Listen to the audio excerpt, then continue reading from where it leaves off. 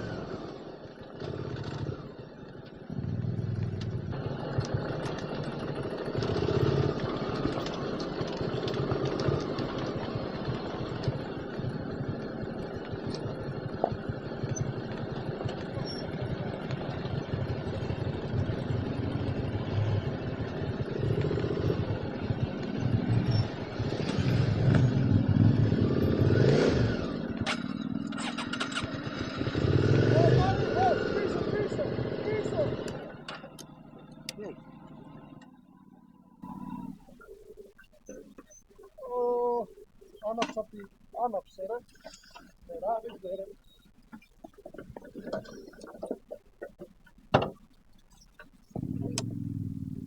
Πλάτωνα, έχει νερά. Ναι ρε.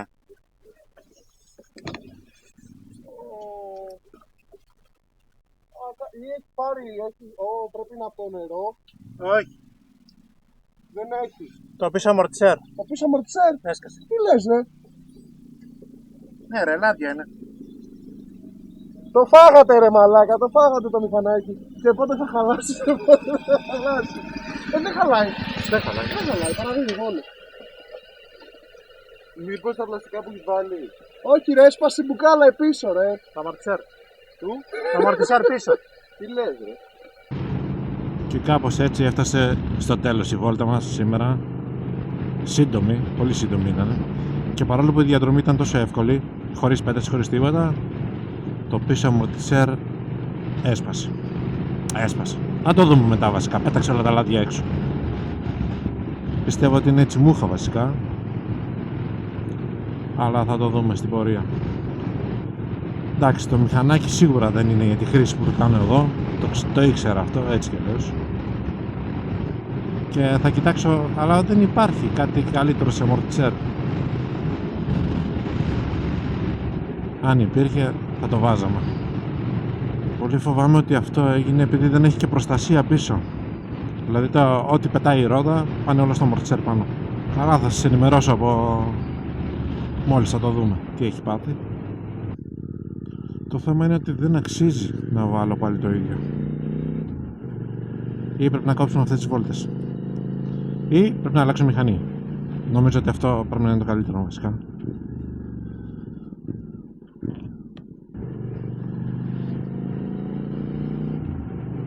Πάντως από ό,τι είδατε ο Κινέζος δεν σταματάει πουθενά. Μπορεί να είμαστε μόνο με το πίσω ελαττήριο, αλλά δεν μείναμε όμως. Κάποια άλλα μπορεί να μέναν εκεί που ήμασταν εμείς. Οπότε παιδιά, τα λέμε στο επόμενο βίντεο. Να σας ενημερώσω και τι έχει γίνει. Μπορεί να βγάλω από μέσα στη εβδομάδα.